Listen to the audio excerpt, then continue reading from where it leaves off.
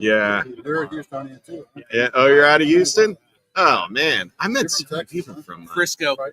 Yeah. I went to we did the regional. Oh, did you? You came up Yeah, I to went the UNT? regional, yeah.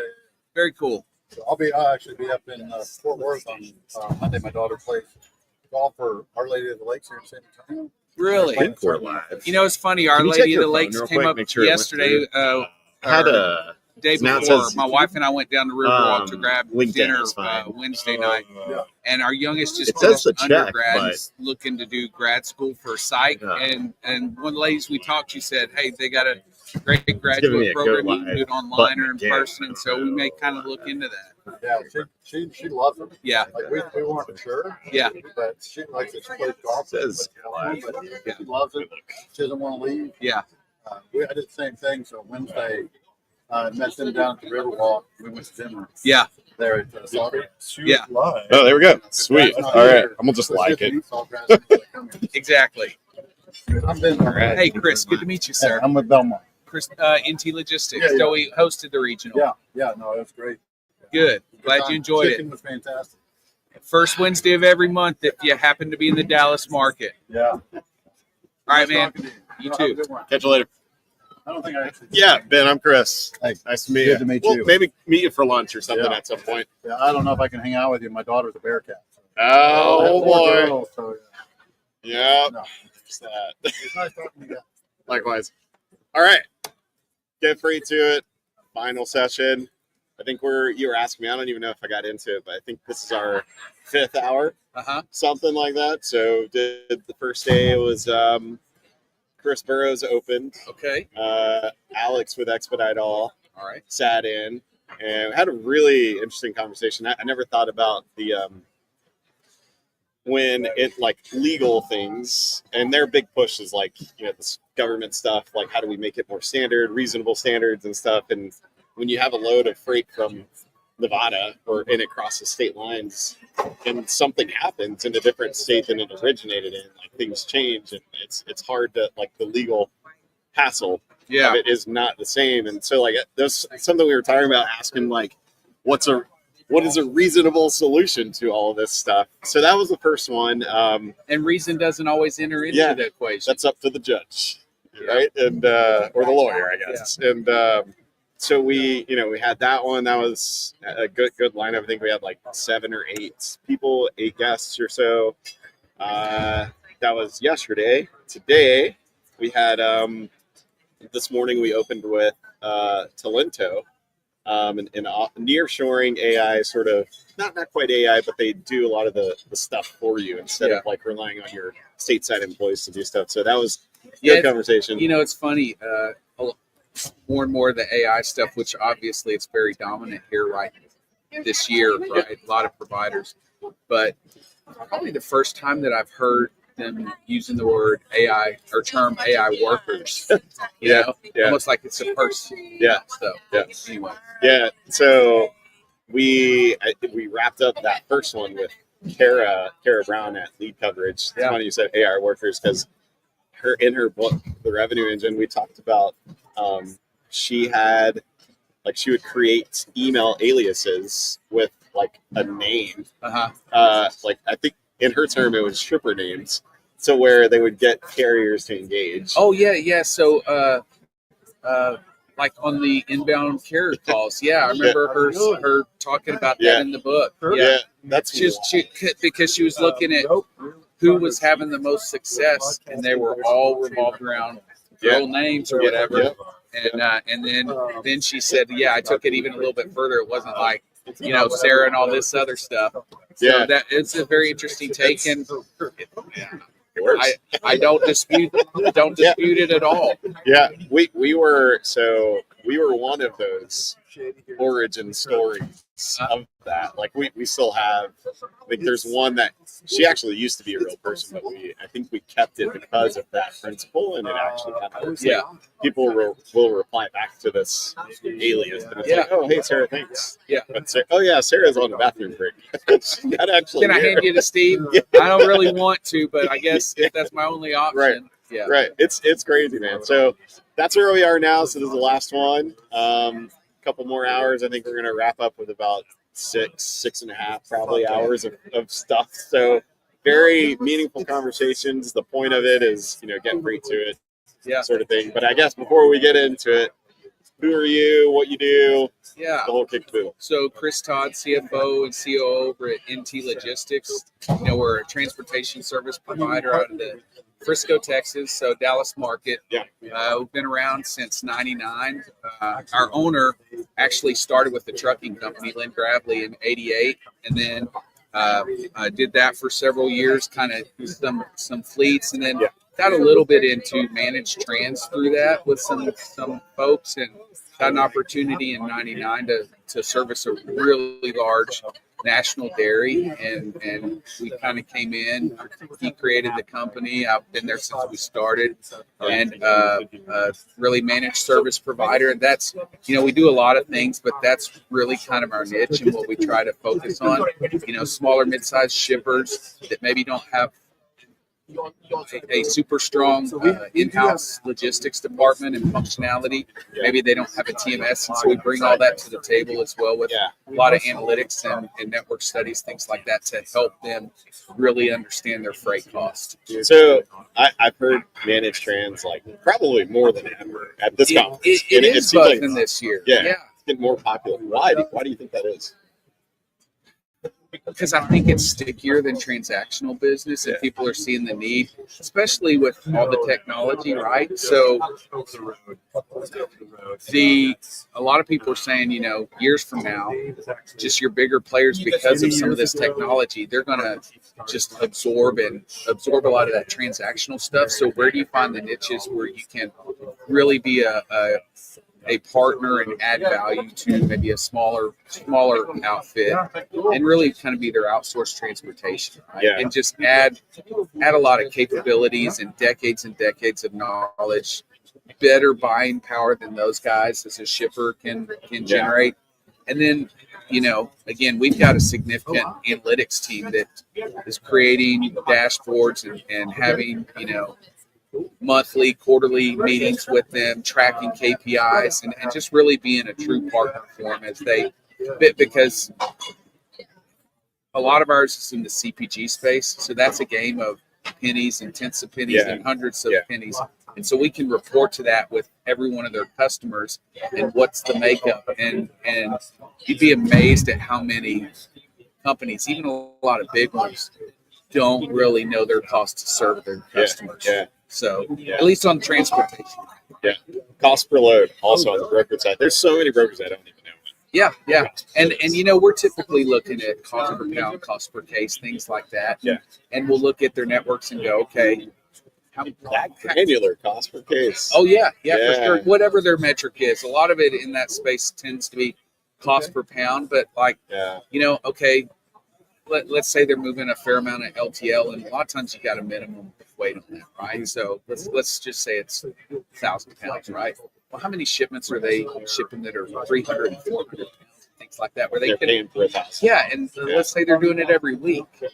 So hey, let's talk with your customers and see, instead of doing this, can we do it every other week? You're shipping twice as much and you're paying the exact same amount. So we've just cut 50% of your cost out of servicing those guys.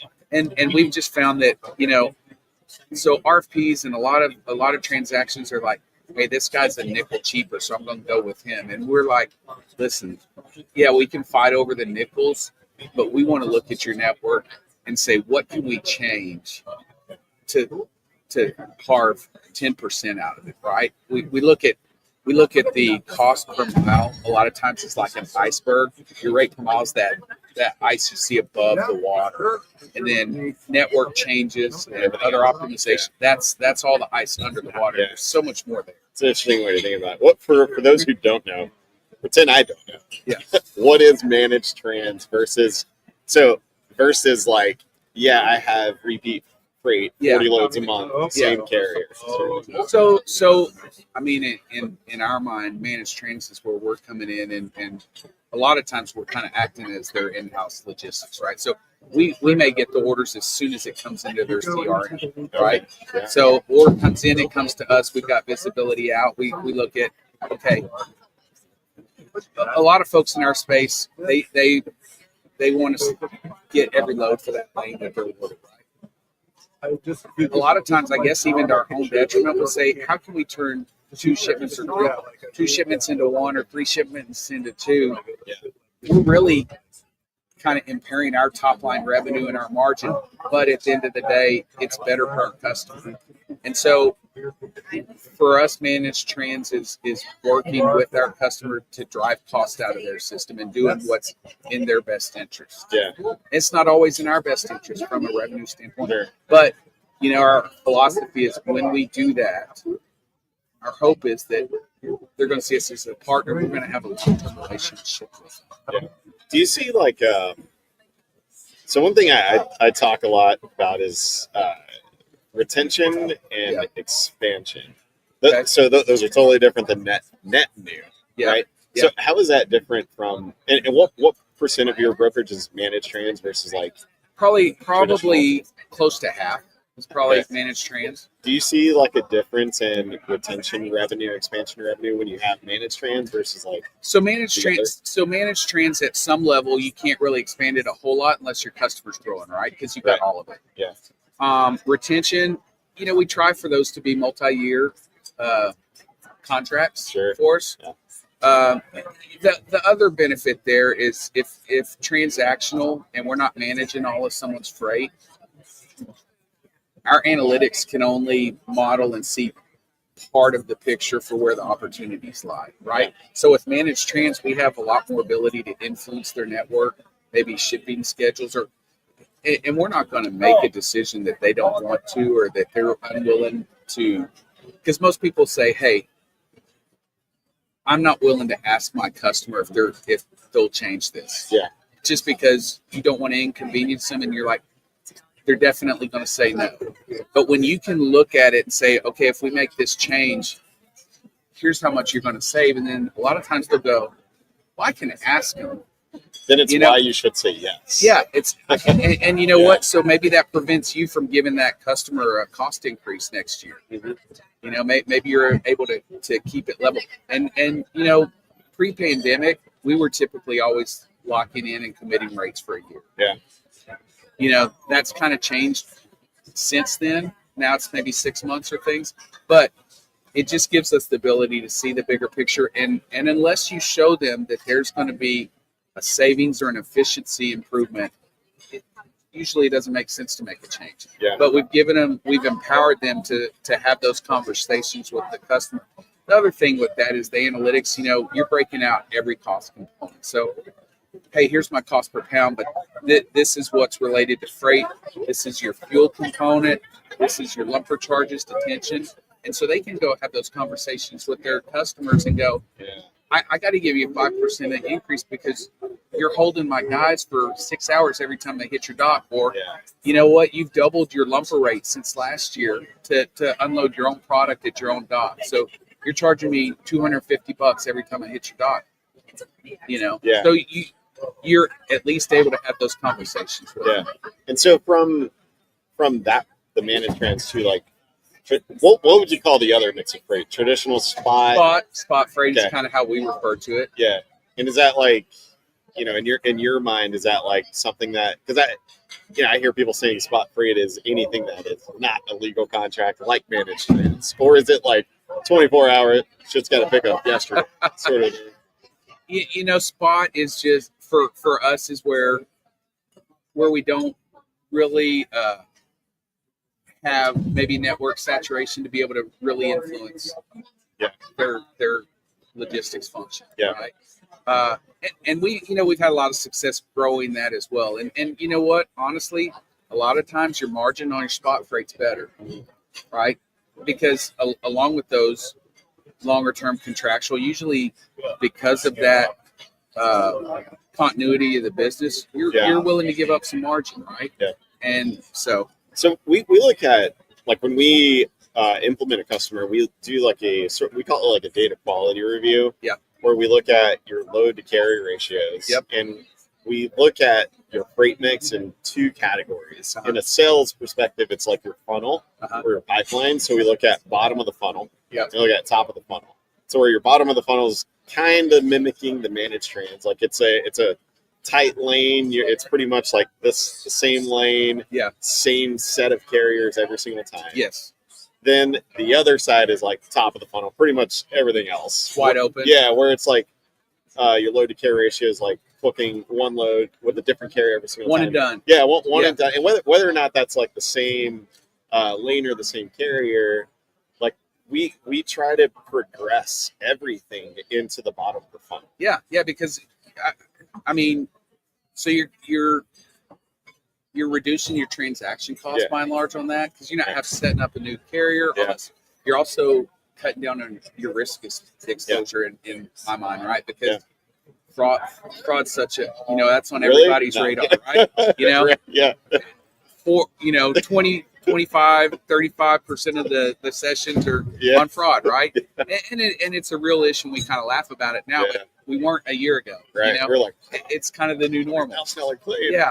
So and honestly, so we've got some customers near the bottom of that funnel too that aren't what I would call managed trans, but we do have carriers that almost run exclusively for us on that, and you've got a low carrier to load ratio as opposed to the other stuff, and we'll sometimes call it spot. Sometimes we'll say, hey, they're not managed trans, but we're really just aggregating capacity for these guys. Like if we got a big customer where we're really one of the top players in a particular region, I think we're the number one carrier outside of Walmart. So we have a lot of density there, and it's not managed trans per se, but it's close. Yeah. So I have two questions here. Yeah. As a CFO, Yep. what do you see like? I mean, we talk a lot about cost per load, but what are for people who don't have a CFO or people who are like bringing on a CFO? Like, what are some metrics or numbers that people should be looking at other than just like your P&L, but just some real detailed things? Man, Everything. it can be all over the board, but one of the things that we've always prided ourselves on, and it comes along with managed trans, right? You're getting more volume, and I was having a discussion with another broker here at the conference, and one of the things we were talking about was revenue per head, revenue per seat. So is your revenue like $2 million per person, or is it $600,000 per person? Yeah. Because that's where you get so many of those efficiencies, whether it be back office and things like that. Is there a sweet spot? When I think it was at XPO, it was like we just had a startup office. I think it was 2015. I think the goal was like $1 million or 1.2 per head. Has that standard or like the minimum changed at all for you guys? We're probably just a little under 2 right now, but that's where we'd like to be. And I think as we, as you gain another managed trans customer or a couple more, that's kind of where you get those opportunities that we see most of the time. So from the sales side, revenue per head, but are y'all? I'd imagine y'all aren't like cradle to grave, not a traditional model. Is it more like account manager, sort of like? It is now, but that's been a more recent transition for us, and some of our external offices are still doing some cradle to grave stuff. Yeah. But we've moved more towards the buy sell in the last couple of years. So from the revenue per head, how do you look at?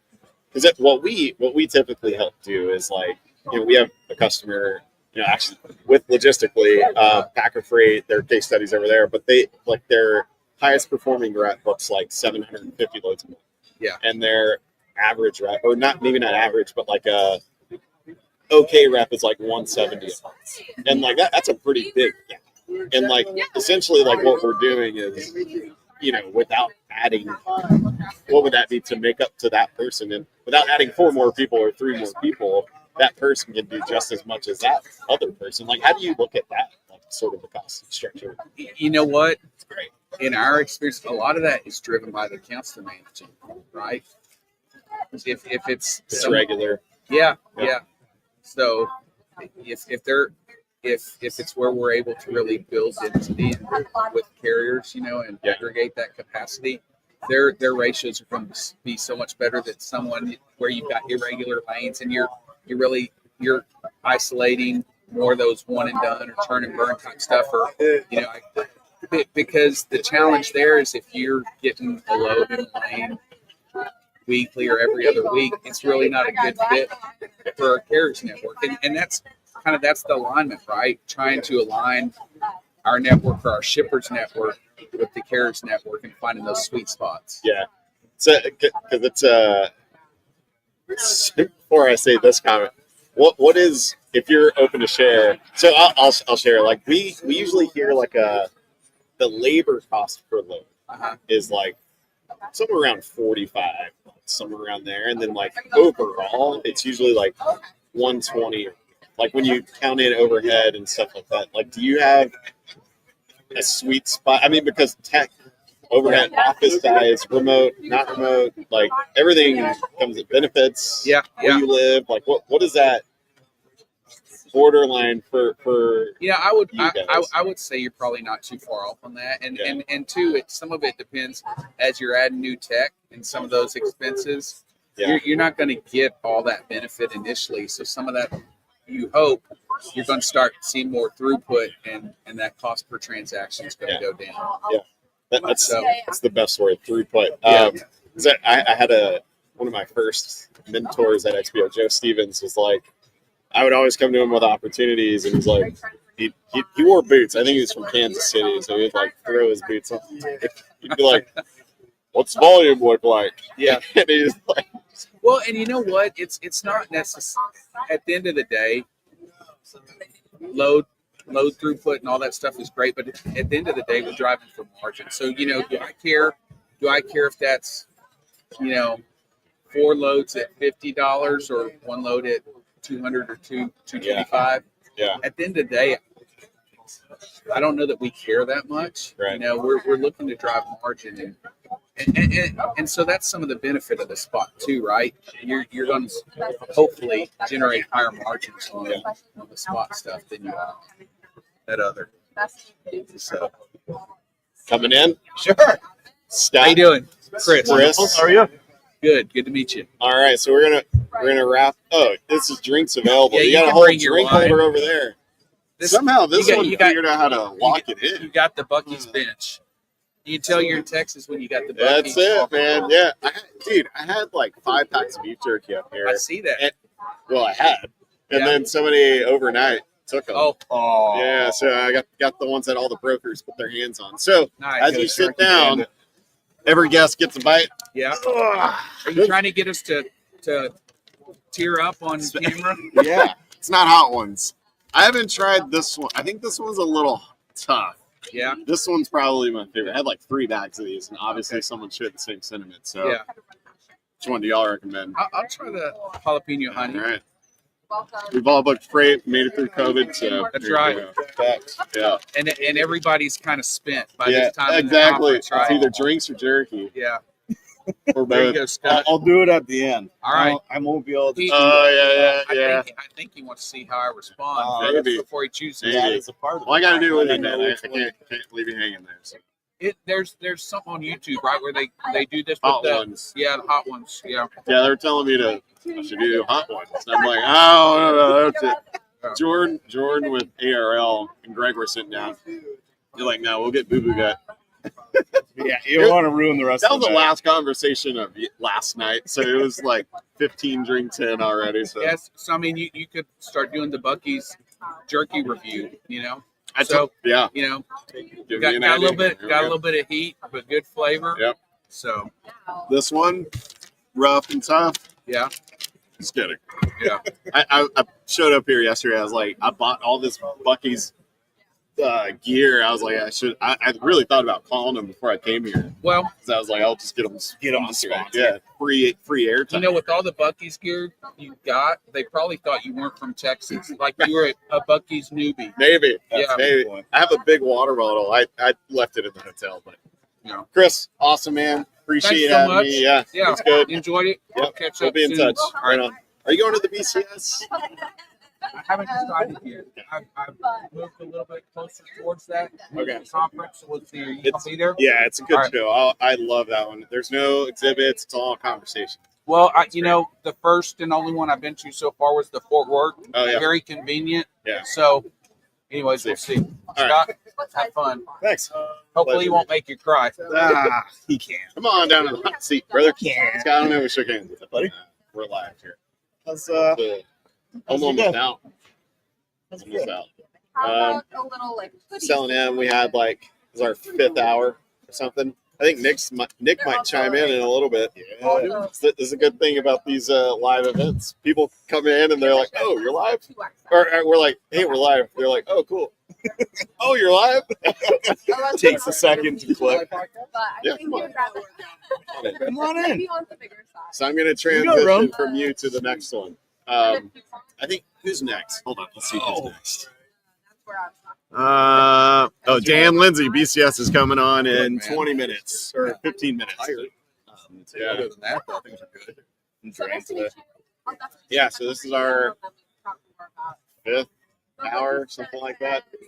Is your fifth hour doing this live? So yeah, not straight. No Okay. way. I No thought way. you I were thought you saying meant live. straight. So we were gonna have a lunch this last session, and I had a great conversation with Kara from Lead Coverage. Went on. I decided to use that time. Sadly, I missed lunch, but that was okay. I missed all the free food. Someone led me. They're like, "Oh, just go out there and go up," and he was like, "Just go all the way up." And I went all the way up and fucking came down here. No more plates. They were all putting it away. I was like, "Shit." I've heard rumor there's barbecue at this thing later tonight, so I've been trying to save Oh, is myself. there? I'm picky, man, with barbecue. I'm not. I think we've talked about this before. Like I started with a stick burner, so it was what that is fire management is the hardest fucking thing to do. Like you Oh. have to preheat your logs so it doesn't smoke. Mhm. Like if you have smoke, that's actually bad. You're not supposed to have that. It's got to have clear smoke. If that even makes sense, but You are way more knowledgeable about this than I am. oh, dude, Oh, but you live in Texas. I got don't you? super obsessed with it. So Okay. it was, and I found myself like, there was no sleep happening. It was like, I had to wake up every 2 hours, put a log. My wife and I would rotate, and the fire died several times, and the meat was like, fucking took way too long. I was like, fuck this shit. Oh, dude. Eventually live got a downtown pellet grill. Chicago. I can't Yeah, barbecue yeah. anything. Yeah, I don't The think you're police should getting be in called that. in no time. Yeah. Eventually got a Traeger. My wife got me one for my birthday, and Set it and forget it. fuck yeah. But now the big thing is now how do you flavor the meat? Like, so I've tried a lot, like injections, like Sick. brine, fuck all that shit. The best thing is dry brine for like 36 to 48 hours in the fridge, uncovered. If it's brisket, cap up or down, I change it. Best shit ever. So I'm very picky when it comes to like, obviously, fucking asshole. I have no idea what you're talking about. It's like I didn't know this was about meat. What kind of podcast did I sign Yeah. up for? So, all right. So I ask a lot of people this. We'll break it up in some sections. So, I guess first, who are you? What do you do? Who are you with? Pretend I don't know. I'm with Tabby. All right. My name's Scott. I head wash up. cars for a living. I head up our product strategy. So I'm Yeah. not a smart guy that does the coding. I don't build stuff. Yeah. Take the concepts and user stories. Yeah. Smart people build it. And then our partnerships. So it Yeah. goes hand in hand. Yeah. Yeah. So we do a rate management system, which incorporates automated quoting, semi-automated email, external portals to shippers, an internal Yeah. portal for the desk level. So all that, so all the data can come into one place. Yeah. And then have a much better pricing strategy because they truly know what opportunity to their business is coming. Because everyone knows how to price, right? Or do they? Nick, who are you? What do you Am I do? what I do? Yeah. I'm Nick with Sync Logistics Training, and we're a training platform for freight brokers. Yeah. Make it That's easy. my 10-second. Yeah, there you go. You did it in like 5. Yeah. So I'm curious, like, because we've we've known each other for a long time, I'm pretty sure. And for you, like, I've seen the evolution of, where it was and like what it is today.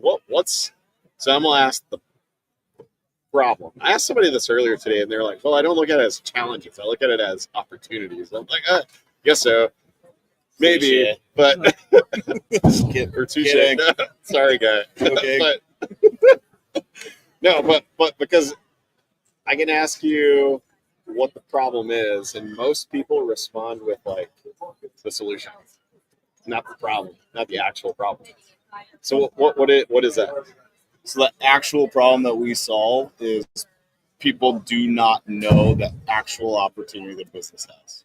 Yeah. They do not capture the quote level. They do all their reporting at the tender level, which is after the fact, right? So that's just what you're actually winning, and it's too late. So Joe over there in the corner having a bad day and doesn't feel like quoting today and is moping around. A ton of opportunity just lost. Your managers don't know that. You're going into a meeting with leadership. They have no idea. They just see load count dropped for that customer the following week. It's like, what happened? Yeah. This doesn't make sense. Well, if they had that opportunity data, they would say, oh, well, we had all the opportunity coming in. None of it got quoted. Yeah. Now we know what's going on. So it's the opportunity. People have a lot of opportunity within their walls. When markets are down, they just try and go find new business because they don't know what's actually there. That's crazy. Yeah. Go ahead. Obviously, you're like hitting on something that a soapbox I get on so often. Every broker I talk to is like, we need sales, and they mean that in terms of like net new business. Yep. I'm like, dude, let's look at your existing business for a second. My favorite question is, are you maximizing the potential of your existing accounts? Universally, Stop the by answer later. is no. Right? Like, they've got customers with like 5 locations and they're working with like one of them. Like, you have like 4 other customers right there that is low-hanging fruit that you just haven't even tapped into yet. Yeah. That's Reasons why. so two things. Like I've asked a couple of people here. I was just asking Chris at NT, like retention and expansion. Like, how do you look at that? And so many people forget about those things. They just think of it as net new. Like I've been in rooms where we have Friday meetings. We all sit in there for an hour. We print our BRR, brokerage revenue report, or whatever it is, and then we sit in there for an hour and just like, all right, well, let's go get more. Like, what the fuck? Like, what? Wait, so we just looked at the last number and just said our load count's down. We don't know why. So that's the question. Like, why? I mean, like, why does that even matter for a broker? I don't know. You tell me. I mean, when markets are down, like markets have been so soft for how long, right? And so it's like we can't get any freight. Volumes are way 2030. down. It's there's no freight out there. It's like, well, guess what? A lot of people are moving freight. Yeah. And they're moving it because they know what's there. They're starting to automate that. They're honing that pricing in because now they actually see what's coming. They can see what they're truly quoting. It's not emotion from all their brokers on the floor. They can actually see this and evaluate and say, oh, well, that's why we're not winning freight from here. Yeah. Why are we quoting 18% margins in this down market? We can get our trucks covered for this. Let's have an 8% margin to get that volume going. And Shit. get Guys, hey, we're doing a live podcast. Come back by, brother. I'm wearing this. Wearing this. so you can grow with Look your goofy with existing that. business in these down markets. You can grow with your existing business. Yeah. 'Cause it's there. People just don't know it's there. Yeah. What do you see from like so I want to go back to, because we were talking with Sims, one of our customers, and Concept. We have a partnership with Chain, and a big thing that we're going to be doing, actually going to be like one of the next episodes, is talking about the RFP before it becomes a load. Like, Okay. how's the difference, or what's the difference in what you see with traditional, like the resistance or hesitation to like them not wanting to grow, or like, do you see any of that, or is it just like Say they that don't have again? the tech? So Not like, wanting to grow. if they get an RFP, Yeah. and you have suggestions for them and what to do, right? Totally. and so you do, right? And then they don't do it, or they Yeah. go back to their old ways. Like, why do you think that is? Why do they go back to their old ways? Yeah. Comfort, just like fear of new things. I mean, I say a lot of the time, I stole this from somebody, but like my biggest competition is the status quo, right? Like they've been doing things this way for a very long time, and it's like sometimes like it works, kind of, right? Like it doesn't seem like a problem, Yeah, and like training specifically, I mean, it just doesn't seem like an issue. Like we've been having people shadow for 2 weeks, like that's our training process, and like some of them figure it out. yeah, So if some of them figure it out, it must be right? And it's like that seems to be, to me, like a big issue, just like the resistance to change, because it kind of sort of works. dude. Like we talk to people, and we're like, "How long did it take you to run that RFP?" And like usually the answer is like lane by lane, it's like 7 minutes ish each lane. But then you're talking an RFP isn't one lane; it's like multiple. And like, what did you do to produce a rate? I was talking to somebody earlier. We just fucking run it in DAT plus or minus 20% and hope we get something. So It's like it's hard. I mean, because that's the easy thing, right? like I'm gonna go off on a tangent. Yeah. Talking about bids. Stop me if I'm just going off completely the wrong tangent for you. But like I did bids wrong. I did bids wrong for the longest time. It wasn't until I talked to a guy and he was asking me like, "Well, how do your pre-bid conversations go with your customers?" And I'm like, "My what?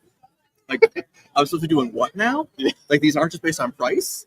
And he's like, "No, man. Like you got to talk to your customers. See like where you fit in best, and like what your value prop is, and like what their expectations are." Like, well, shit, I haven't been doing that. I've been doing this all along. So I started doing that, and then like you uncover things that like impact your ability to do the bids correctly, right? Like if I were a small broker, I would never do a bid without understanding the value of incumbency, right? Like if my only way to get freight from an incumbent is to be like the absolute lowest rate and it's like thousands of lanes, dude, don't bother. Like you can't compete on that. Like you're just gonna dig yourself into a hole. So like figuring that shit out. So can I swear on this? I've been swearing on this for the past like 5 minutes. It's gonna be uploaded as not content. He was. So Okay. Yeah. All right. So you thought that was I'm following okay. your he's lead. dropped plenty already. So Okay. you're good. Yeah, that's my tangent on bids. Yeah. So the I would say another part to that is the mental piece too of how many people waste their time on bids to never win it. yeah. Totally. And then it's when they get the next one, it's I have to do it just because I have to do it. But this is stupid. I'm never gonna win anything anyway. So then they just go through the motions just to get it done and get it in and tell their manager, yes, I submitted that bid, and no, we didn't win. And so I think there's a big mental piece to that that they need to change because, like you're saying, there's no strategy behind it. They don't know why they're not winning. They don't know what they should be bidding. Bids are a whole different piece. And so, like, to your point, I mean, they do. You bring multiple people into it, right? Like, you probably have the account manager, the pricing person filling it out. You have somebody above them, like, reviewing it. There's somebody above them, like, making the final take decisions. I mean, it's, super time consuming. Have you ever done a Cisco bid? Yes. So, 50,000 fucking lanes. Yeah. Like, I don't know. I'm like, they send me the Texas ones and we still don't fucking win them. And it's like, then the ones that we do win, we get blamed at because like we're fucking losing $800. I'm like, dude, I'm not reefer out of the Midwest. Like, I have no idea. Like, my bid strategy was always, all right, what are we winning today? Cool, submit the same rates. The rest of this, I'm going to go grab a 12-pack, and I'm going to sit in the office all night and run through the rest of this bid and just see what we get after that. That was my strategy back in the day. Didn't work out too well. No. Yeah. I asked some people this earlier. AI. Now, not the same AI conversation that you think. So we did, I think our last episode of Get Free 2 was with Logistically Impact Free. There was some conversation that we're hitting the ceiling in logistics. Now in what, like I'm talking near term ceiling. So when we introduced our products, it took time because this fucking shit is a laggard industry. And like, I mean, brokerage, right? Supply chain's a lot different. Yeah, like robots and all this shit moving shit around, but like it took a lot, and like even today, people will still go back to their normal way because of whatever reason, and like through AI, like we talked. I think I was talking with Chain and Green Screens about where AI components fit. When I asked somebody like, in an ideal world, like, can you imagine just walking into an office and just managing rules? Because the technology's there for Tabby, for an example, to plug in to EDI or whatever it is. The load comes over, you get awarded it, it gets auto built, the load automatically goes out, the carriers automatically bid, carriers automatically get assigned, the load gets out, the Raycon gets assigned to the carrier. Then the tracking's automated and the workflow starts going. And assume it all like, yeah, picked up, delivered, whatever. And then financial clearing, like I forgot who it was. Sims was talking. Upwell, I think, does like AR or some shit like that. Like eventually, you were at CH, right? No. I thought you were, but there used to be like a green. Like I would try to open the load and it was green, and to me, I was like, man, they should have like coins falling whenever I open it because that meant like financially cleared.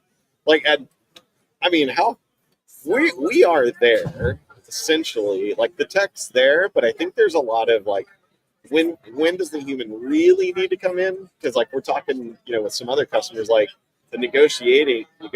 Like if we can set a rule of, hey, if it's within this bound, just tell the carrier yes, or counter back with 1172 and not 1200. That's where you make up your money. Like do you? I guess two things. Like, do you see like somehow coaching people to do that in the future, or like like this AI piece, or like is that going to go away? I don't know. So I'm going to answer this kind of with an example of carrier sales. So like there are a ton of things in carrier sales right now that can be replaced by AI, right? Like you see all the like voice bots, and like I'm not an AI guy. I don't have a tech background. I'm like an idiot freight broker fumbling my way through. But like you see all the AI bots coming through, and like the question becomes, well, like, can this just replace carrier sales jobs? And like this is my learning today, actually. Yeah. And like my opinion is to an extent, yes, because like you have carrier sales reps out there who are doing nothing more than like posting loads, answering inbound calls, managing narrative load details. Yeah, and like, can AI replace that? Dude, those people should have lost their jobs yesterday. Yeah. Like they don't have any value. But if you look at it in terms of, like, I don't think anyone's saying that AI can replace enterprise sales. Right. Right? Like your enterprise customer-facing sales reps, like that's not a replaceable job. Like certain aspects might be, but like at its heart, like the relationship building enterprise sales isn't. And there's a corollary in the carrier side, right? Like to some degree, you have enterprise level carrier sales reps who are doing things in terms of like understanding how to work with different carrier segments, selling capacity internally so that like your customer facing reps have a better idea of your own internal capacity organization.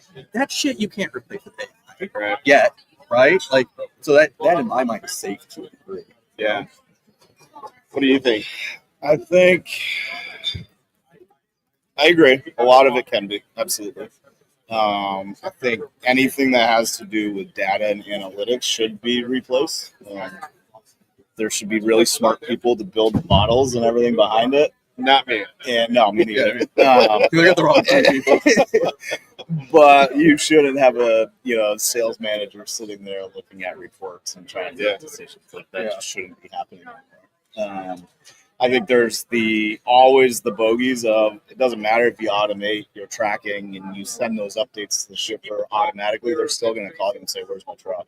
They're not going to look at those updates. Like how many shippers today have the ability to literally look in their system that they're already on their computer and see where that load is? They're still going to call and say, "Hey, where's this truck? When's it going to be there?" Yeah. And so you have that element still. Now, can that be a voice bot taking that inbound call and giving that answer back? Probably, but how are shippers going to feel about that? Are they going to now trust you with their freight? Or are they going to be like, I'm just talking to bot, like bots are just moving my freight? I don't know. But like, So I think Yeah. we're still way too early. Yeah. I think it's still in its infancy, but a lot of it absolutely can be and will be in the very near future. Yeah. I would say I think that's a really good point about the customers, because I'll take kind of a contrarian opinion here in that, like, brokers by comparison are really kind of tech forward. You know, I mean, when you look at the other like entities in like this part of the industry, I mean, Yeah. carriers, shippers, like Yeah. who's the most tech forward? Like it might be brokers, man. Like they might be doing the best job. So some of their tech adoption is kind of dependent on who they're working with. Yeah, I talked about this with, I think with Matt, Green Screens, that some of these legacy TMSs, like, I mean, there's some that we will just never integrate with because of who they are a part of. Yeah. And they sort of hold their customers back. Like, if we were talking about, like, our solutions only work with real-time data. The moment, like, you send a file, it's already latent. And the moment you export something and go decide to do whatever the fuck you want with it, it's already behind. And like it can't make decisions for you. So it's like some of these TMSs just. And I was asking him, I'm curious what you guys think. There's a lot been gobbled up. Like, how do y'all see some of these legacy TMSs staying around, or like because they're hesitant to, like, some don't even have an API key that I can't, but their customer wants it. They need, it's either automate and scale or drown in outdated processes. Like, how the fuck, like, do you do that? I don't know. I wonder what you guys think. I think we see a lot of them are putting that money into sticking around right now. Whether that means underneath is a mess, and so they're building, a connection layer on top so that at least those connections can be there, and they deal with the crap on the backside that has been band-aided together over the last 30 years. But I think almost all of them, obviously there's some, but I think what I've seen is a lot of those legacy are making an attempt in some way to modernize. But it's, they got a long way to go. It's expensive and it's tough to do when you're building. You got to go into a 30-year architecture back there and figure out how to do it. So, I mean, the cloud TMSs, like, yeah, they have an advantage. They can be cheaper and faster to implement, but the legacy, they work. They're sticky. So It works. it's depends on the business. Yeah, right? that's true. That's true. What time are we at? 5:50. I think Dan's running behind on me. Let me see. Dan is supposed to be here at 5:50. Give old Dan a call. I know where he is. But Scott, I guess we can wrap up, conclude. Probably just take a break and go get a drink. Nick, you want to stick around? I can if you want me to. Yeah, absolutely. All right. Good to see you, buddy. You too, man. What's up? Yeah. You gonna get your You're gonna turkey? caught up. What? You gonna get your turkey now? Come out. Thank you, loser. Come into the hot seat. This is the hot seat over here? Yeah, that's the hot seat. We'll wait for Dan. Who's Dan? I need another drink. Which Dan are we talking about? Dan Lindsay. Oh, Dan Lindsay. Are you going to PCS? I am. It's the what? What about your TIA? Is this your This is like my it's the fifth? Yeah. Yeah. Yeah, I got it. Are we still live right now? Yeah. Okay. Yeah, it's my 5th TIA. Bunch of dudes. Yeah. I Yep. feel like I never went to TIA as a broker. Like in Yeah. hindsight, I should have. It's a super.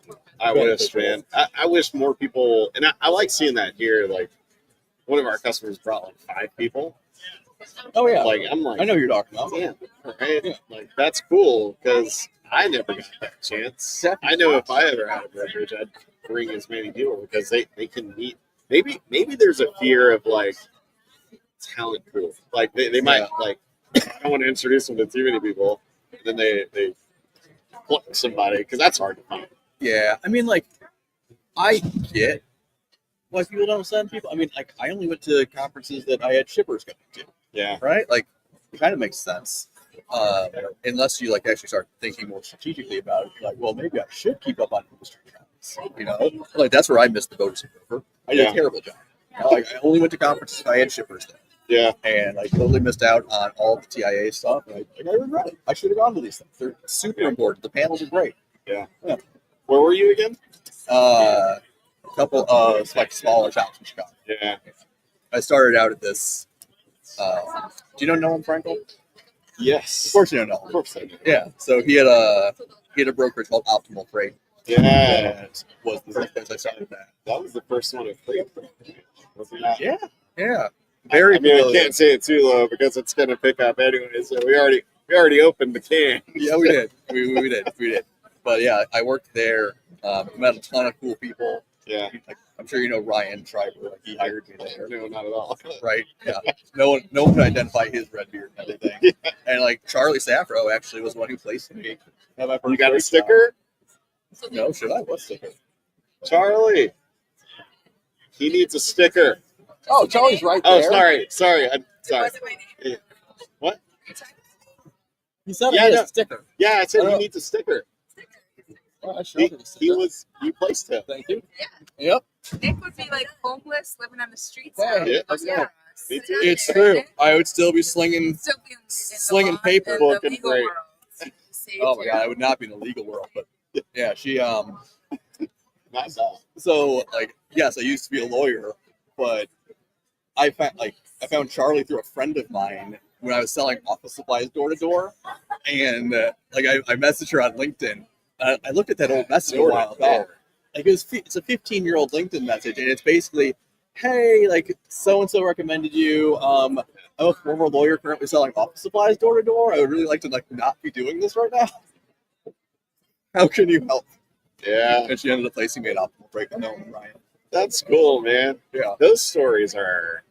Yeah. I told mine. I think it was she was our third one on day one, but yeah, like I was, dude. I almost went that turf over there. They have. There was an office in Houston. I can't remember what it was called, but they were like a recruiting company, and they had turf on their floor. It was like oil and gas recruiting or something. And I went, man, that was after Robinson, and I was like, I don't fucking look for it anymore. That sucks. I didn't make a lot. They also didn't have a bonus, so it's just like, I mean, I learned a lot there, but like I almost like moved on with that thing, and Charlie's team reached out to me, and I was like, oh fuck, that interview process was fucking a week, and I got a job. Yeah, I don't even think it was, but like I was like, shit, all right, Yeah. good money, and I guess I'm back to looking freight. But Yeah. that was Dude, I'll never forget. I had every intention of bouncing after a year and getting into medical Everyone device does. sales. Like that's what I was gonna do. That was my plan. I wanted some sales experience Yeah. to get into medical device sales. Yeah. And I get into this office. It was small. It was like 10 people, right? yeah, But it was just a fast-paced, dynamic environment. And like one of the many things I hated about law was that it was just like me in my office, my paperwork, and I'm like, oh, okay, this is great. And I get into a brokerage environment, like, holy shit, this is a job that someone's going to pay me to do. Hadn't even crossed my mind that a job could be fun. I was having a blast. yeah, Here we are, 15 years later. yeah. Still in it.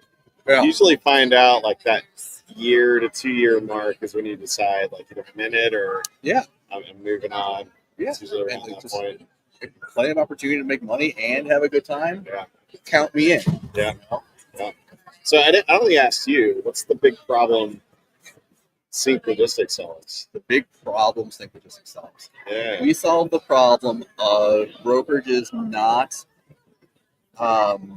getting full productivity out of their employees, certainly not in a fast manner, Yeah. right? Like in my experience talking to brokers, training kind of falls into 3 buckets, right? Bucket 1, hey man, here's a load board and a phone. Let's see what happens.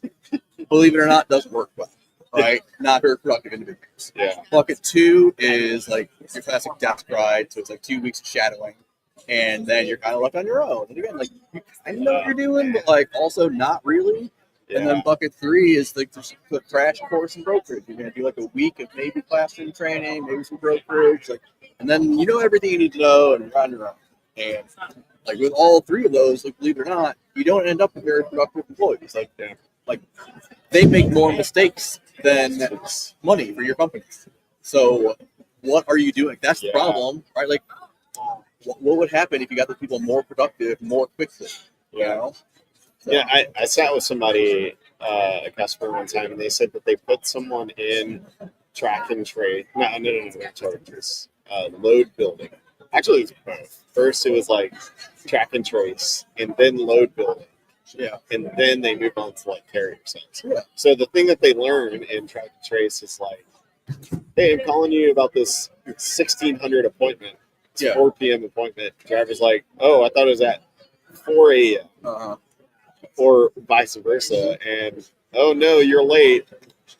And then there's a whole slew of who else knows what can happen, right? Yeah. Layovers, pissed off drivers, all that stuff. And then to load creation, now they know why you have to build it correctly. Yeah. So then when you get to carrier cells, you know what to look for to make sure that it is correct. And then you trust everybody in the line. Yeah. No, It's happened to me so many times. you're like very much speaking my language in terms of like how to build out a training program. I found that not all brokers want to do that, but like the way I was trained, the way that like we recommend to train people, like is starting and tracking, right? Like you clearly have to have like basic Yeah. industry knowledge and Yeah, training yeah. and stuff first, but like How to spell truck. yeah, but like sitting in that track and trace seat, like talking to drivers, understanding what the issues are, understanding like the important parts of loads, like that's important, you know. And the good thing is, there's kind of only so much you can mess up. Like your main job in tracking is issue identification and Yeah. escalation. Like you don't have to solve any problems. I mean, you have to solve the ones that require common sense. Like, hey, there's no load for me. Well, what pickup number are you using?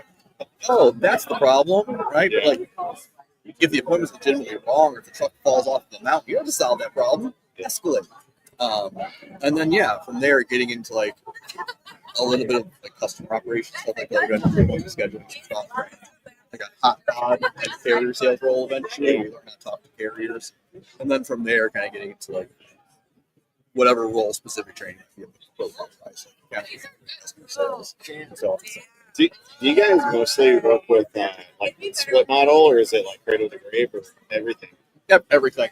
Yeah, like the way we have our content divided up, we call them competencies, which like sounds hokey, I'll admit, but like I use the term carrier sales and account management, and admittedly, if you're like a cradle to grave brokerage, you don't necessarily have You don't have that a carrier sales team. But what we do have is people with carrier-facing responsibilities, right? Like that's a competency every broker in the world needs to some degree. Yeah. Right? So like, it doesn't matter if you're split model, pod model, cradle to grave. Like our content can slot in, and you can mix and match to make it appropriate for your individual business. Yeah. Nick, it's a pleasure. I think I'm gonna take a break. Dude, take a break. You said something about having done this for 5 hours. Take a break. It's for the audience. Yeah. It's for you guys. I appreciate it, man. Yeah, man. Thanks for having me on. you, I man, enjoyed and- talking to you. Catching Yeah. up with Scott earlier. I haven't talked to him at this conference. Yeah. Yeah. Did you have jerky? I Did I didn't. offer you jerky? You didn't offer. Every guest gets jerky. Oh, I had like 5 bags of here. and I don't someone want stole- jalapeno. I don't do the well only with other one I spicy. got is that one.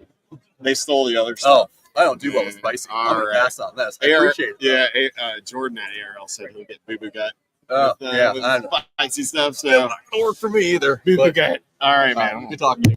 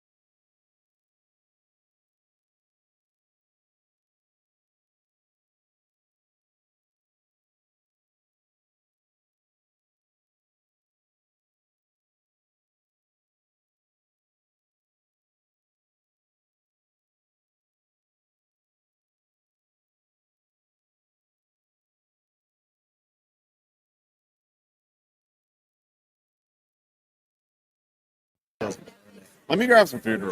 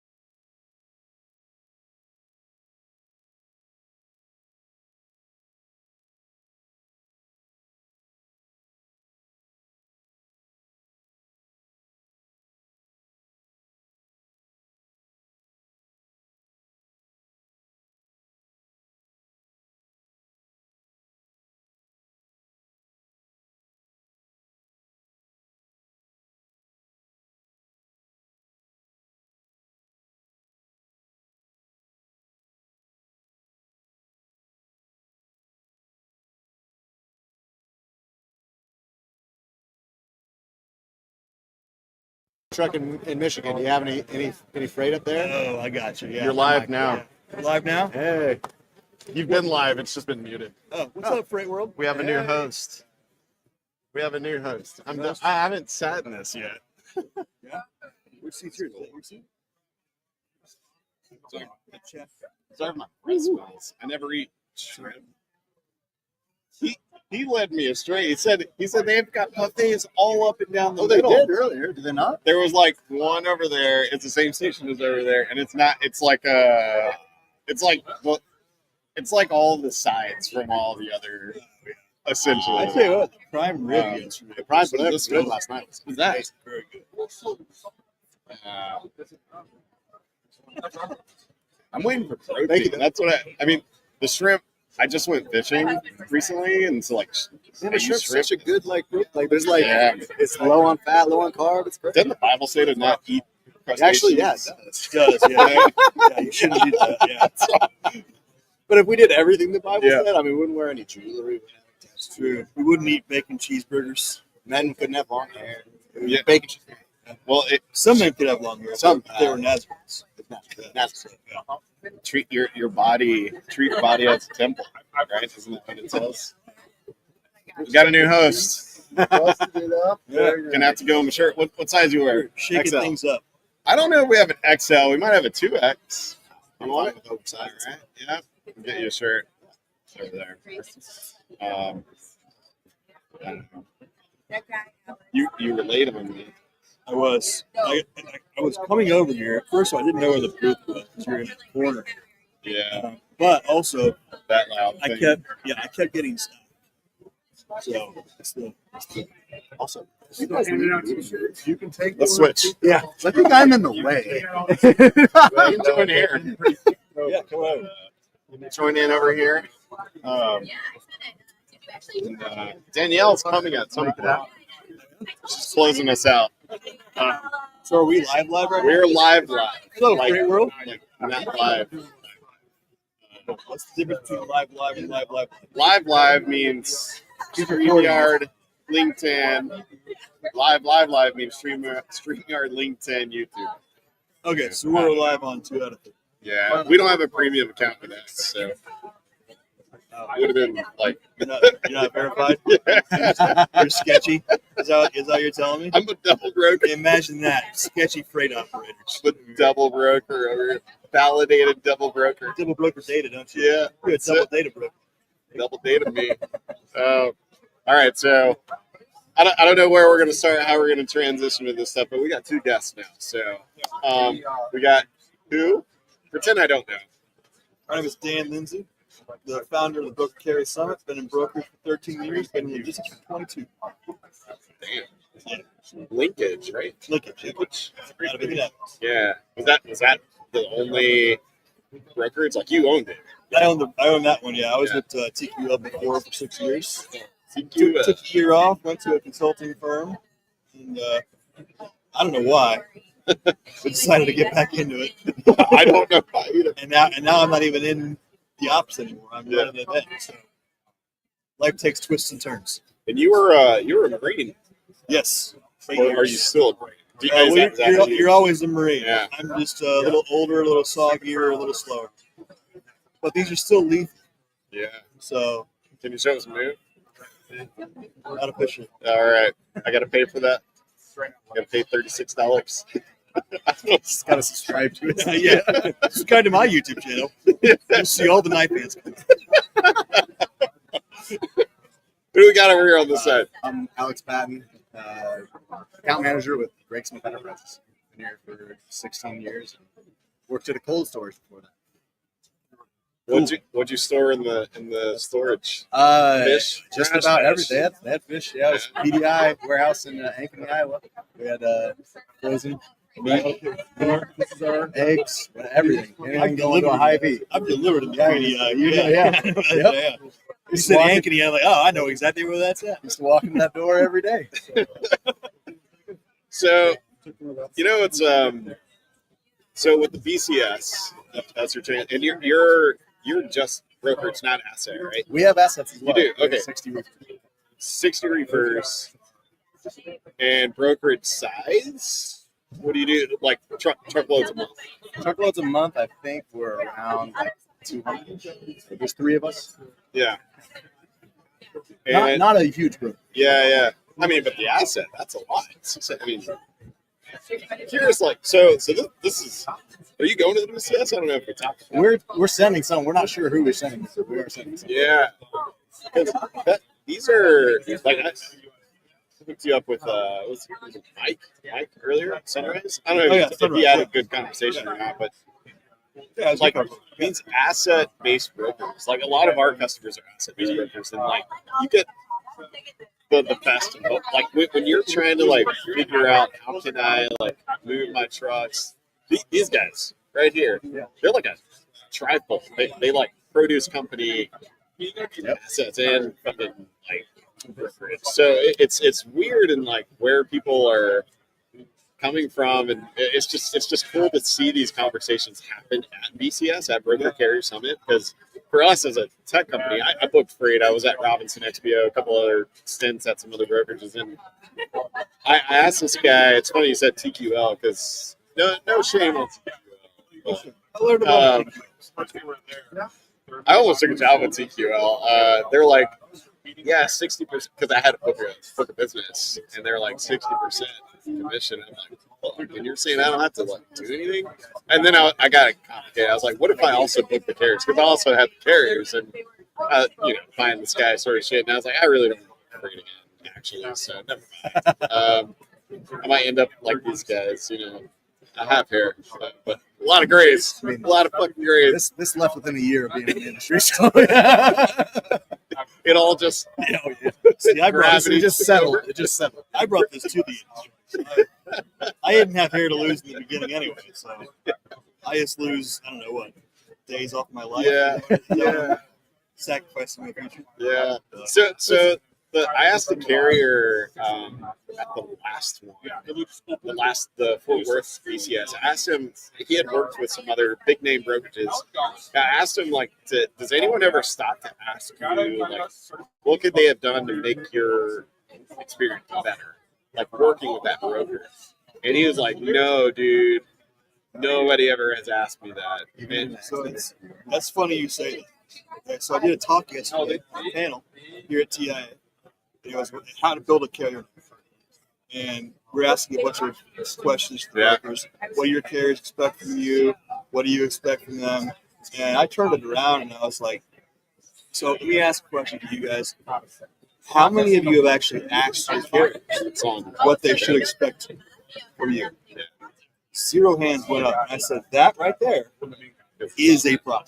And one of the things that we tell brokers all the time and carriers, look, one of the reasons relationships are the way they are, have been the way they have been, is because nobody is willing to take the first step and own their own shit. Like, there are practices in the industry on the broker side and the carrier side that have actively contributed, consciously contributed to the degraded relationship with brokers and carriers. And until you're brutally honest with yourself as an individual and as a company, you can't expect other people to be brutally honest with you. You can't. Yeah. What about you guys? Like, so do you guys run the assets also? Uh, Like you personally, or is that somebody else? If that's not my job, Right. I will say with our company, like if you're in ops, like you kind of end up having your hands in a little bit of everything at some point, just Yeah. because like after hours, whatever happens, somebody's out of the office. Yeah. Yeah. So the reason I ask is like from the brokerage side, like I mean, like is there ever friction between the two, like from the asset trying to fill their trucks or fill it for their trailers or get revenue per day or whatever? Yeah. versus, like the broker. That's a really good question.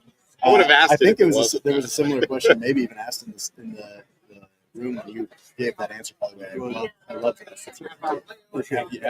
That question you asked because I've contributed to part of that problem in the past. Yeah. So We I'm all trying to not contribute to We that all problem have. anymore. I didn't ask the question because I'm like the savior of freight brokers. I asked it because I Wait, what'd made you that say? mistake too. Yeah. Said what? Yeah. Said what? Have you? What? No, I'm just I know. kidding. I'm not Jesus.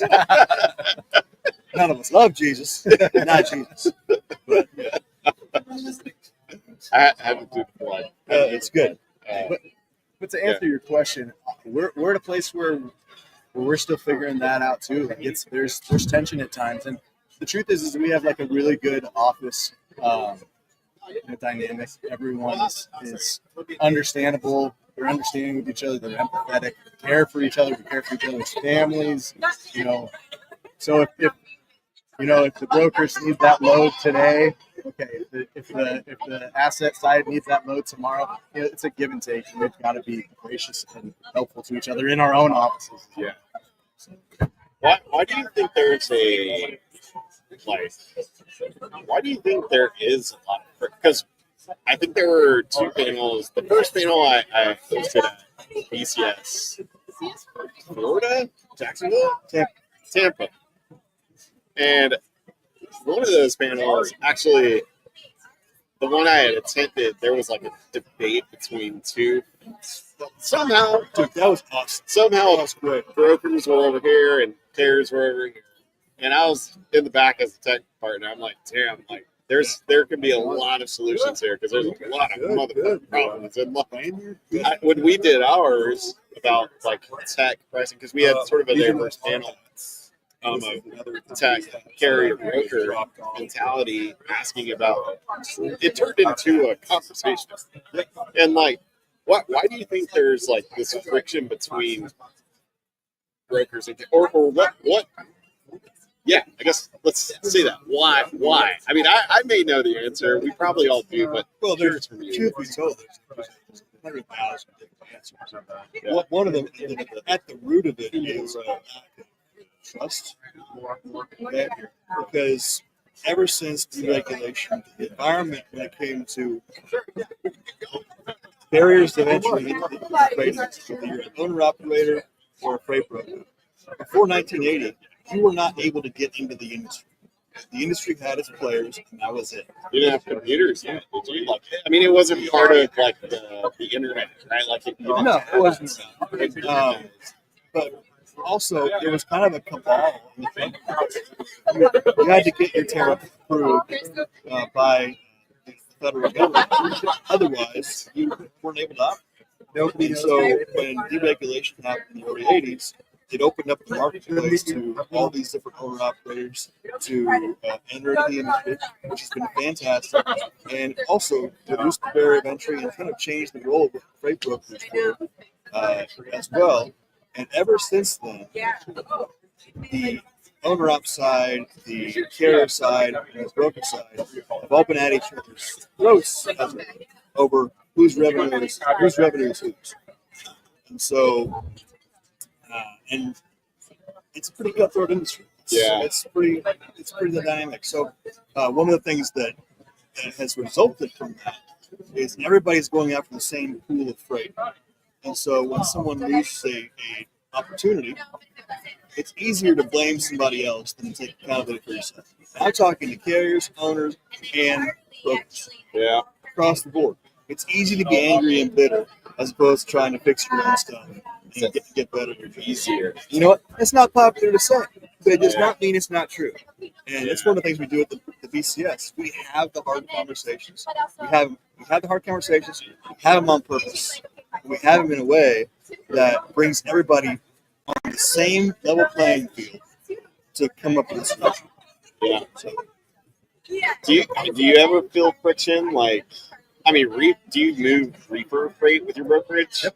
Is that all reefer freight? Almost exclusive. Like not exclusively. Yeah. 90%. You know what's crazy is when I moved, I think it was Land O'Lakes was our customer out of somewhere Pennsylvania. Quakertown? Land O'Lakes, Pennsylvania? Yeah. Maybe?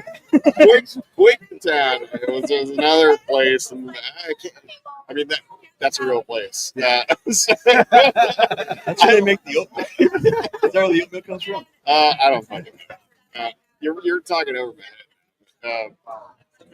So Everyone's going to be looking up Quakertown. Yeah. going to find that shipper. Yeah. So I remember, like, are your reefer loads? I'm gonna guess they're all appointment. Almost. Are they, for the most part, multi-stop? Actually, no. Really? Most of ours are. Yeah. We do. I mean, you have to do something. Yeah. We have some stuff. Most of ours. Those Full fucking truckloads. loads. Yeah. Stuff. I mean, you know, Land Lakes butter and whatever the fuck else is out there. And I mean, dude, and you got 5 stops. Like, you have to have relationships. Yeah. It was so hard to like posting a 5-stop. There's this guy. I don't remember what his fucking name is. On TikTok, I sent it to my boy Joe at Muse Freight. I send this shit to him. Yeah. So he there's this driver who like is on TikTok, and he's like, man, look at this stupid motherfucking dumbass load, and he's looking at it on DAT, and you know, no harm to DAT, great product. It's just the market, and like there's that causes friction, and it's like these motherfuckers gonna pay you fucking $15 a mile, and he calls and it's like to go from Baton Rouge to Baton Rouge. Yeah. Obviously, that's not the case. And he calls, and then it's like, yeah, I was calling about that load from Baton Rouge or whatever going to Houston, and they're like, oh yeah, it's 25 stops and blah blah. I was like, and I'm like. And now, like, this is the thing where, like, your reputation as a broker is on the line when you're posting up shit like that. You can't post shit like that. Like, No, shit. you gotta like, have someone already. Yeah. If you're getting freight like that, you already have to have a relationship established. yeah, Well before you bid, or Yeah. at least by the time you bid, yeah, that someone's gonna know like this is what's happening. The ones that we have that are like that, we have some yeah, there's friction, yeah. but we have good enough relationship with the drivers. We talk to them every day that they're on it. Make sure that there's any problems that they are encountering or being. Is this the Luis that was from And then Russia? try to compensate with their Ukraine? for anything that happened during front and behind. To try to compensate them fairly and take care of them and listen to Yeah. their problems. See, I never understood that. So you post a load as if it's a one pick, one drop reefer load, wherever to wherever. Yeah. What is the goal? I know the goal is to get the carriers to call in, but do you think? I asked this when I was actively brokering freight. Do you freaking think that after the carrier calls in, they find out it's 25 stops? Are they going to be happier or more pissed? They're just that they're talking to you. Yeah. Like this, it's not a winning strategy. Post the accurate, you load up accurately.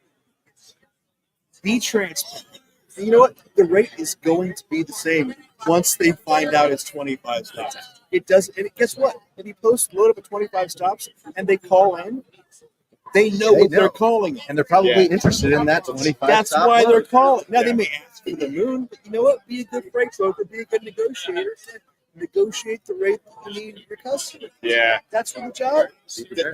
And the guy goes on. I mean, he doesn't call always about like multi stops, but like the rates that they have out there, like because I think it's like that one great carrier product. From what I can see, it like as a carrier, like it's affordable, whatnot. But like the things that like I see as like my perspective, and we get our freight doesn't go to a load board. We bypass the board, go straight to the carrier. And whether that way we're improving the experience, the carrier doesn't have to go anywhere. It's already there for them. We know that they run Houston to Atlanta. And you came up here asking me carrier consolidation, but like the way that we build our network isn't just like this 25 stop load. You may have never even ran that lane, OD pair at the end of the day. And like, but you may have set up a carrier out of Quakertown, PA that has ran that lane with somebody else. So that's where like it comes in. Like you can't just post that sort of stuff. And even when you're quoting it, you can't just like post and Have a better plan than that. yeah. And so That's why our golf tournament's called the Post and Pray Classic. yeah, Like this, nothing sticks. nothing sticks. Also, that's what my golf game would be titled if there was a title, and if I had a golf game. Yeah, Whack. yeah. Jesus. Get it in the hole. Get it close. Get it out of the woods. That's all we need. Whack and pray. Yeah, whack and pray. There we go. So I think how you find carriers, like back to the experience, like it's got to be better. So like this guy, he calls and like I mean he's reasonable. Like the rate that it'll show him isn't based on 25 stops. So he calls and he already knows the stops. He already sees them in the post, but like his trip breakdown, it says 1,500 miles, but it's actually like 2,800 miles, and his rates quoted on 1,500, and that's often the broker is just guessing. They're just like, well, because I think the challenge there is like the shipper will often just say a stop off charge. It's not just a stop off. It's not just like there's time, there's opportunity cost. If I take this load and not this load, I watched something about airlines. They hate it when if you have like, let's say I went from Houston to Indianapolis. Actually, real example. Houston to Indianapolis is a lot of direct flights from United. Southwest only had one, and it was at like 7:40 p.m. land at midnight. And airlines hate it when you go Houston. You take a Houston to Dallas, and then you take a direct flight from Dallas to Indianapolis because they lose money. And like, I feel like these shippers operate in that. And maybe they just don't know. I don't know. I mean, like, how do you quote stuff? Like, in your experience, like, how have you quoted multi-stop freight before? So I ran Just, like, the plus or minus 200? the most obnoxious multi-stop freight I ran was drop trailer multi-drop round trip nursery out of Michigan. Sounds like a Madden play. Yeah. So the driver Annexation of Puerto Rico. Yeah, annexation of Puerto Rico. Yeah. So no, the driver would drop their trailer. Actually, no, he didn't drop the trailer. It was power only freight.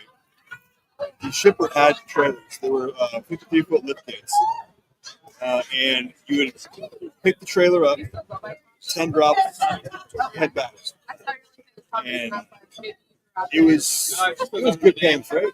Yeah. But it was a lot of work. One of the things we did was we went out and found carriers before we actually won the freight. And I said, an opportunity. We may have 50 loads a week or 100 loads a week for 8 weeks. And you dedicate a driver or 2 drivers or 10 drivers to us if we can. And it was great. Didn't have to ever put it on the load board.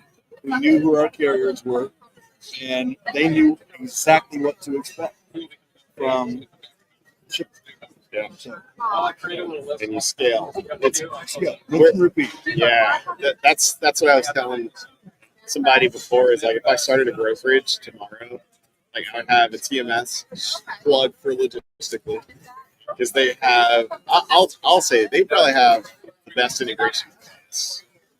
We have like our rates, our capacity, our booking agents, everything in logistically. But the other thing is that like no other TMS has this. It's a secret sauce, but you can reply from their TMS to your carrier. Like if the carrier counters back at 15, you can like, hey, I can do 16 from the fucking TMS. Like that's pretty cool. That's pretty cool. Yeah, pretty cool. So there's that, but I think like in order to like grow, you got to have that tangible capacity. I'd have TMS. Cargo chief, probably like MCP or somebody that's a cloud-based sort of fast, instantaneous, real-time shit, and just like you don't if you book freight and you have to post it, you didn't do your job. It's That we talked about too in the panel yesterday was as a brokerage, whether you like your carrier network or not, whether you're happy with it or not, whether it's performing the way you want it to admit it to or not, yeah.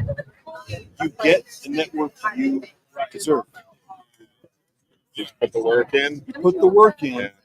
and whatever level of work, however effectively you execute on that work, will result in the carrier network that you have worked for. You can't troll the load boards for 18 hours a day, looking for random Joes out of wherever to haul miscellaneous freight 7 days a week, 2 weeks a year, and then complain about how the quality of your network is shit. Because guess what? You didn't do the work. Posting loads on the load boards is damn near automatic. Yeah. You push a button and the load goes out I mean, to 1,000 You places. built the load and it shipped You, out. bu- you built the load. But that's not intentional. That's not sales. It's not sales. It's not relationship building.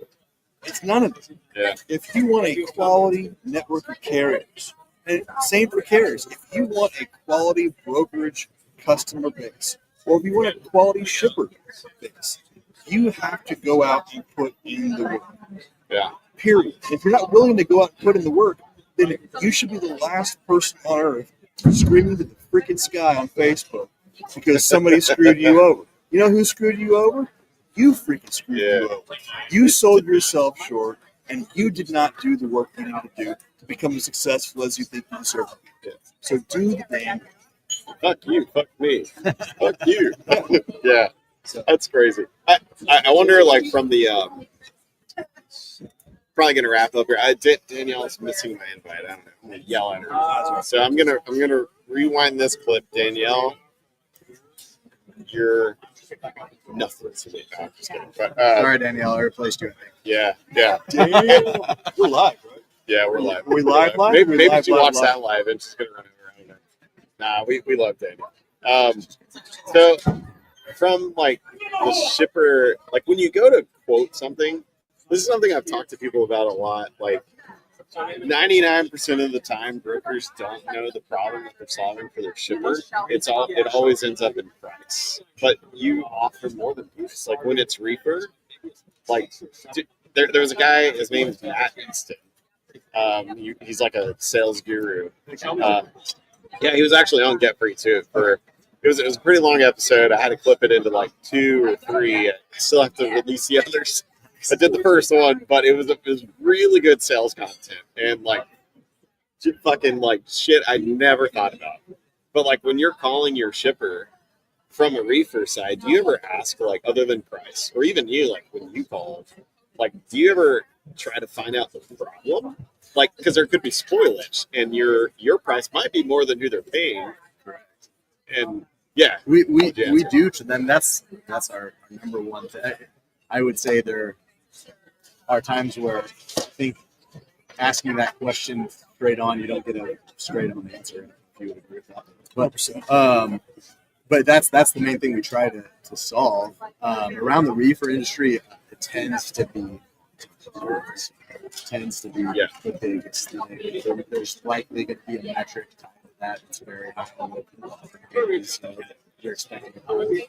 And then there's other things that go into it as well. Price drop trailers. If you're not asking, if you're not finding the pain in your shipper customers, you have not earned the right to ask about this. I told that to every sales team in the freight that ever managed. Before you ask for price, talk about price. You have to know what parameters are that are baked into the price. It's sales 101 because you don't know what you're selling. yeah, Also, if you start with price, we're gonna lose on price. we start with exactly. But here's an example, right? So you go into a shipper, you call them, and you say, "Hey, this is so and so with so and so brokerage. We have trucks everywhere. Don't say that. Right or Trucks everywhere. We can handle all your needs. Great. What price point do you need to be at, Mr. Customer or Mrs. Customer? Oh, we need to be at $1.25 a mile. I can find that for you. Guess what you've done? You set yourself, your carrier, and your shipper all up for at failure. this point. All up for failure because you don't know. One, yeah, you get it at that rate, maybe, or you're just throwing a rate out to get me off the phone, or you don't know if they're satisfied with your level of service. You don't know what their problems are. I told my shippers all the time. I said to them a meme whenever we argued over price. It was a meme of you can pick two. You can have it good, you can have it fast, you can have it cheap. You can pick two. You cannot have all three. Which two do you want? Good and fast will not be cheap. Cheap and fast will not be good. Good and cheap will not be fast. Yeah. Right? That's it. You have to know what pain points you're selling into in order to sell the service that you need to sell. Yeah. It's very clear cut. One of the first things I try to ask is like that exactly. Where at this location, where do you have it? Yeah. That's Good advice. That's the good question. Yeah. Those are the things I wish I knew. Now you do. Broker. Great internet. Now you do. Go out and be better. The interwebs. Okay. Googles. All right, I think they're kicking us off. People are, you know what? People are packing up early, and they still have 4 minutes. We closed down the bar. We closed down breakfast. We closed down the podcast. We closed out TIA. I need a drink though. We're doing. Oh shit! Oh, okay. You want to chit chat for a little bit? Then we get a drink and we'll close out. Oh, yeah. Hang tight. Hang tight. They're gone. Bars. Oh, they're gone. Oh, they're gone. Oh, they're moving us out to the DAT. Yeah. I told them I'm only going to the DAT party if they have whiskey. If they don't have whiskey, I'm just going to go to the bar and hang out. And people can. I can drink beer at home. There you go. Where from? Indianapolis. Yeah. We decided to bring we've been on the road for two years, so we decided to bring the son home this time. Oh, we are actually closing down. They're tearing. I mean, I saw some people tearing stuff down, so I think so. Yeah. We should just leave. And when he comes back, everyone's like, "Where'd they go?" Oh, I guess we're done.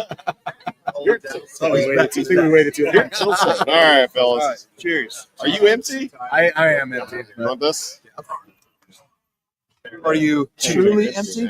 Yeah, tap. Hey, appreciate it, bro.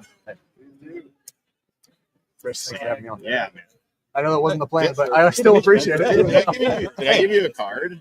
So I'm sure we can talk. I'd love to. I'm gonna step out here real quick. Right? I'm reserving the cards for the special conversation. Yes. Oh, that one got stuck. Never know. I give you one last night. I don't think so. I think I did.